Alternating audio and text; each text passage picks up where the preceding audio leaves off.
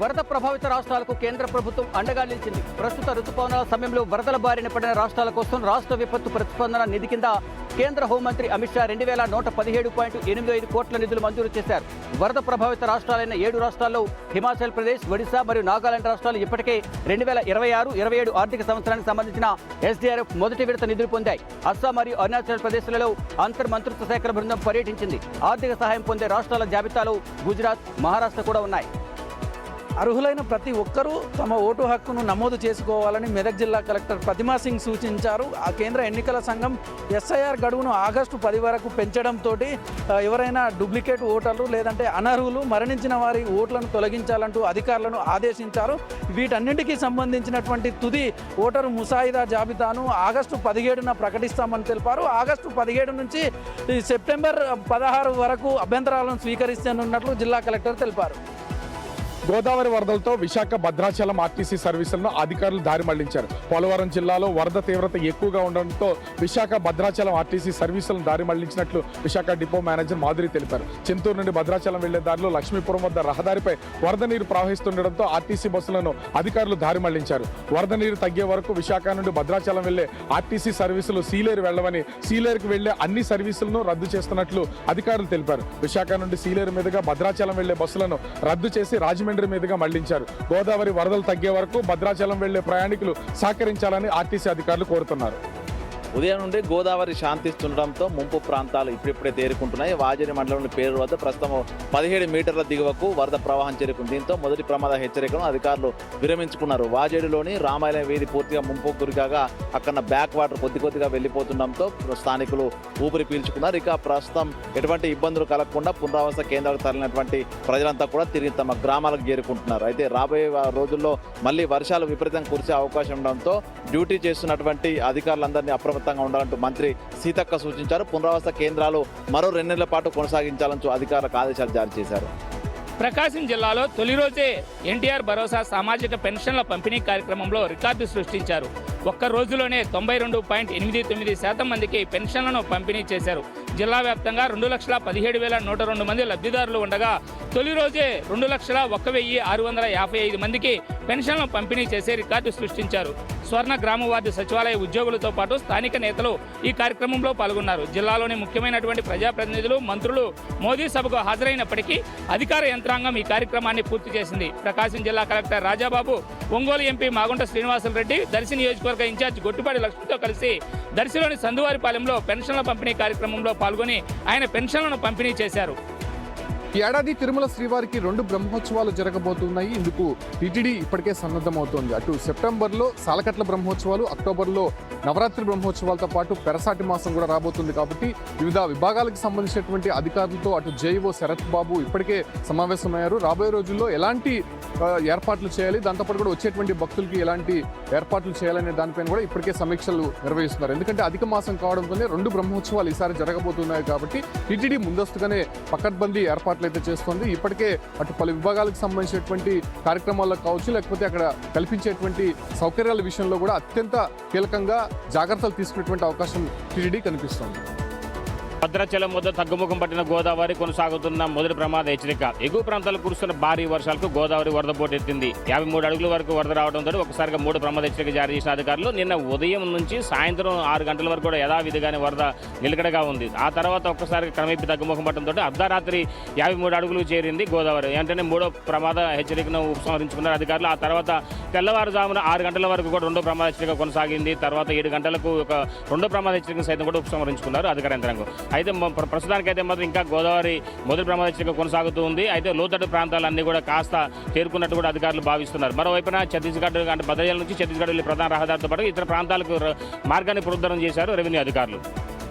804 కోట్ల నిధులతో కడప నగరాన్ని స్వచ్ఛ స్వర్ణ నగరంగా తీర్చిదేందుకు కడప సర్వసభ్య సమావేశంలో ఇప్పటికీ ఆమోదం తెలిపినట్టు కడప జిల్లా కలెక్టర్ సీర తెలిపారు. వీటికి సంబంధించి కూడా ఇప్పటికే 592 కోట్లతో కడప నగరంలో శాస్త్రీయ సమస్య పరిష్కారాన్ని దిశగా కృషి చేస్తున్నాం. వీటితో పాటు కూడా కడప నగరం డ్రైనేజ్ సమస్యకు 32 కోట్లు, వీటితో పాటు సీసీ రోడ్లు, భవన నిర్మాణాలకు వాటికి సంబంధించి కూడా మరో 23 కోట్లు కేటాయించామని, రాబోయే రోజుల్లో కడప నగరాన్ని స్వచ్ఛ స్వర్ణ నగరంగా తీర్చామని వెల్లడించారు.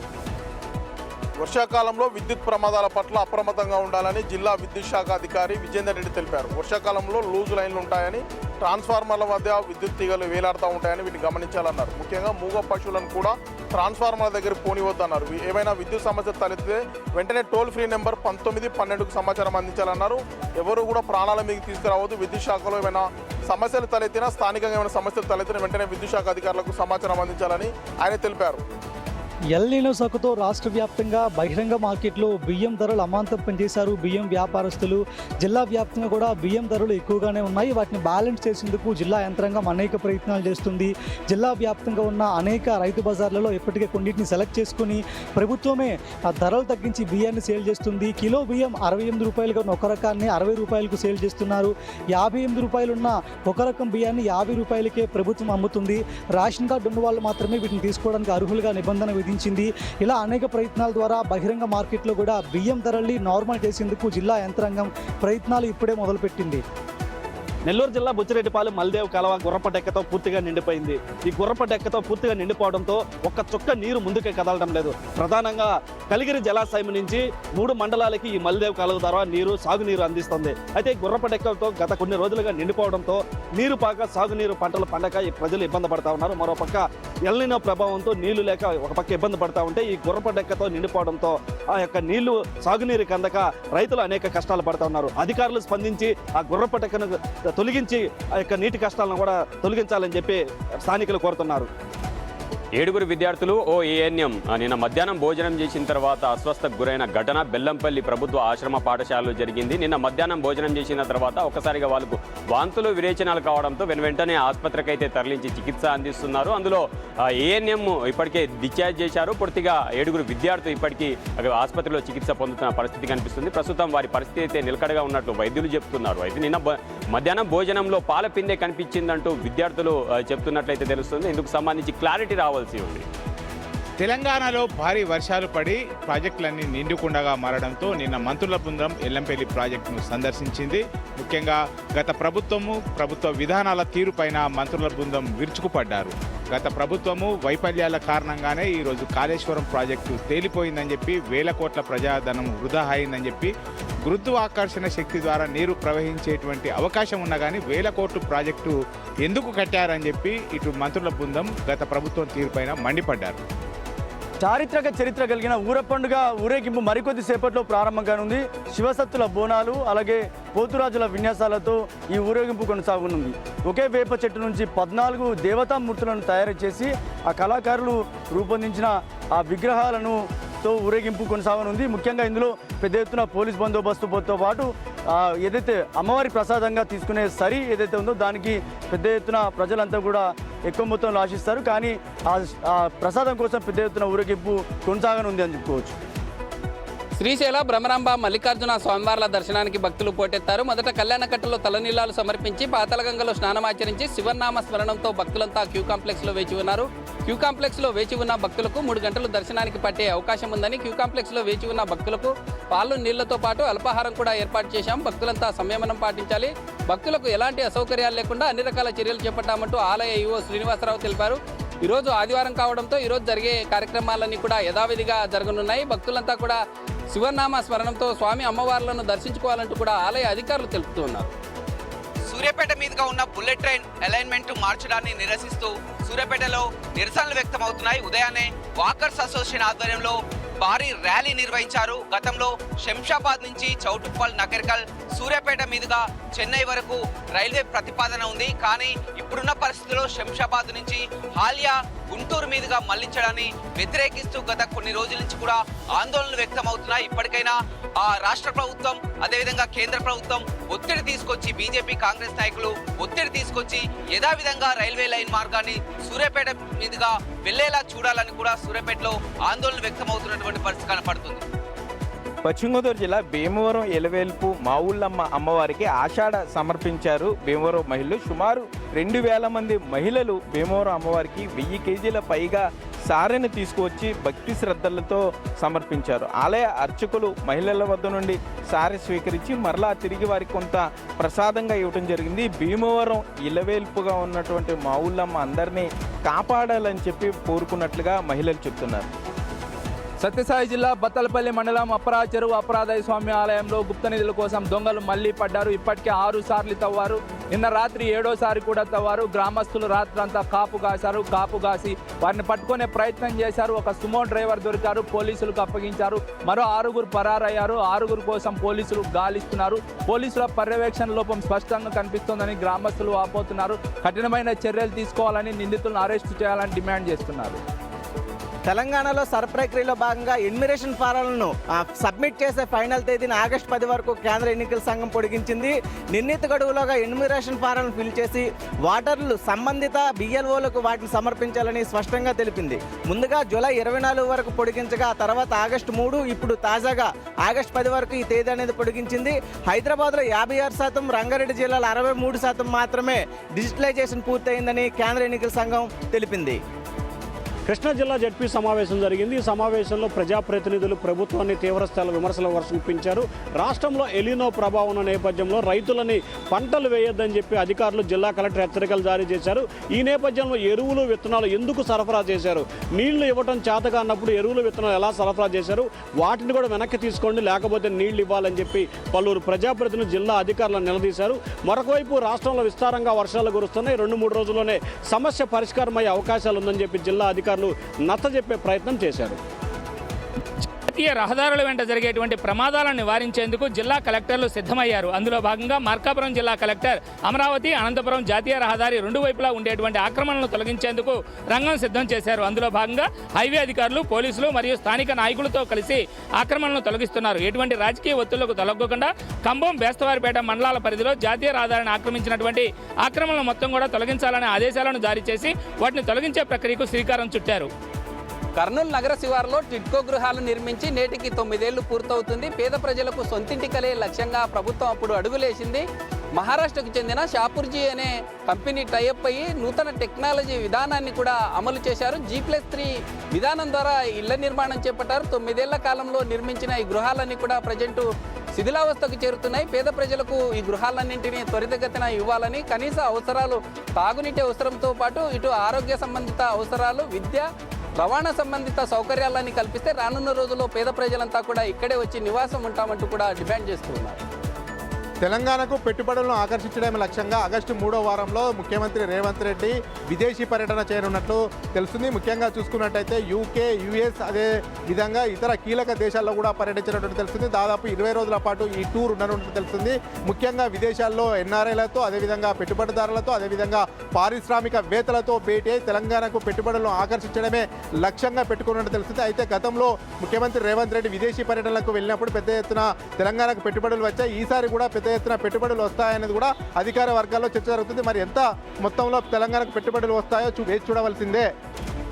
మద్యం మత్తులో ఆర్టీసీ బస్సు చోరీ చేసిన ఘటన కదిరిలో జరిగింది. అనంతపురం జిల్లా గార్లదిన్న మండలం మర్తాడు గ్రామానికి చెందిన శివశంకర్ కదిరికి వెళ్లారు. కదిరిలో మద్యం మత్తులో పార్కింగ్ చేసినటువంటి ఆర్టీసీ బస్సును తీసుకెళ్లి మదనపల్లి వైపు వెళ్లారు. మదనపల్లి ఆర్టీసీ అధికారులు అప్రమత్తమయ్యారు, బస్సును పట్టుకున్నారు. శివశంకర్ను కూడా పట్టుకొని పోలీసులకు అప్పగించారు. మదనపల్లి పోలీసులు కదిరి డిపో అధికారులకు సమాచారం ఇచ్చారు. కదిరి పోలీసులకు సమాచారం ఇచ్చారు. కేసు నమోదు చేసుకొని దర్యాప్తు చేస్తున్నారు. మద్యం మత్తులోనే ఈ చోరీకి పాల్పడినట్టు ప్రాథమిక సమాచారాన్ని వెల్లడించారు.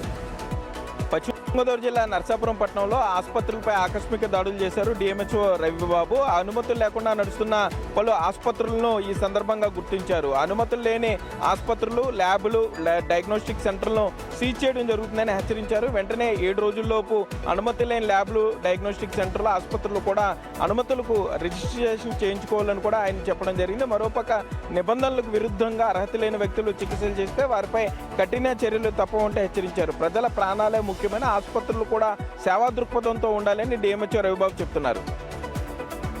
ఆదిలాబాద్ జిల్లాలో నిన్న పెనుగంగ మహోగ్ర రూపం దాల్చింది. దీంతో పరివాహక ప్రాంతంలోని పంట చేనులు నీట మునిగాయి. ఎన్నో ఆశలతో పంటలను వేసుకున్న రైతులకు తీరని నష్టాన్ని మిగిల్చిందని చెప్పుకోవాలి. ప్రధానంగా జైనద్, బేలా, భీంపూర్, బోరాజ్ మండలాల్లో 4600 ఎకరాల పంట నీట మునిగినట్లయితే అధికారులు ప్రాథమిక అంచనా వేస్తున్నారు. ఇందుకు సంబంధించి సర్వే కూడా కొనసాగుతుంది. పూర్తిగా ఏదైతే వరద వచ్చిందో ఆ వరద 24 గంటలు ఇటు చేన్లలోనే ఉండిపోవడంతో ఇటు బురద పూర్తిగా పేరుకపోయిన పరిస్థితి కనిపించింది. ఇందుకు సంబంధించి పంటలు మళ్ళీ వచ్చే అవకాశం లేదంటూ ప్రభుత్వం ఆదుకోవాలని డిమాండ్ చేస్తున్నారు రైతులు. మెదక్ జిల్లా సరిహద్దులోని పోచారం ప్రాజెక్టు జలకలను సంతరించుకుంది. 4-5 రోజులుగా కురుస్తున్నటువంటి వర్షాల కారణంగా పెద్ద ఎత్తున ప్రాజెక్టులోకి వరద నీరు వచ్చి చేరుతుంది. ముఖ్యంగా హవేలీ ఘనపూర్ మండలంలోని గంగమ్మ వాగు నుంచి పెద్ద ఎత్తున ప్రాజెక్టులోకి వరద నీరు వచ్చి చేరుతుంది. దీంతో ప్రస్తుతం ప్రాజెక్టు నీటి మట్టం 16 అడుగులకు చేరుకుంది. స్థానికంగా భూగర్భ జలాలు పెరగడంతో అక్కడ ఉన్నటువంటి రైతులు హర్షం వ్యక్తం చేస్తున్నారు. పంటలు బాగా పండుతాయని. మరో 5 అడుగుల మేర వర్షం నీరు వచ్చినట్లయితే పూర్తి స్థాయిలో పోచారం ప్రాజెక్టు పొంగిపొర్లనున్నది. ములుగు జిల్లాలోని గంగారం వద్ద ఉన్న దేవాదుల ప్రాజెక్టు పంప్ హౌస్ మోటార్లను అధికారులు నిలిపివేశారు. గత 2 రోజుల నుంచి భారీగా గోదావరికి వరద ఉధృతి వస్తుండటంతో ముందు జాగ్రత్త చర్యల్లో భాగంగా 9 మోటార్లు నిలిపేశారు. ఫేజ్ 1, 2, 3లో 10 మోటార్లు ఉండగా 9 మోటార్లు మాత్రం ప్రస్తుతం నీళ్లను లిఫ్ట్ చేస్తున్నాయి. ఒక మోటార్ మరమ్మతులో ఉంది. బీయింగ్ గన్పూర్ రిజర్వాయర్కు నీళ్లు ఎత్తిపోస్తూ ఉమ్మడి వరంగల్ జిల్లాకు నీళ్లు అందించేందుకు అధికారులు ప్రయత్నాలు చేశారు. ఇక భారీగా వర్షాలు కురుస్తున్నాం. గోదావరి ఉధృతి తీవ్రంగా ఉండడంతో ఈ నిర్ణయం తీసుకున్నారు. మరో 2-3 రోజుల పాటు గోదావరి వరద ఇది ఉండితే ఆఫ్ చేసే అవకాశం ఉంది. ఇక వరద నీరు తగ్గి దాదాపు 4 నుంచి 5 లక్షల క్యూసెక్ల వరద ఉంటేనే మళ్ళీ మోటార్లను ఆన్ చేసి నీళ్లను లిఫ్ట్ చేయబోతున్నారు.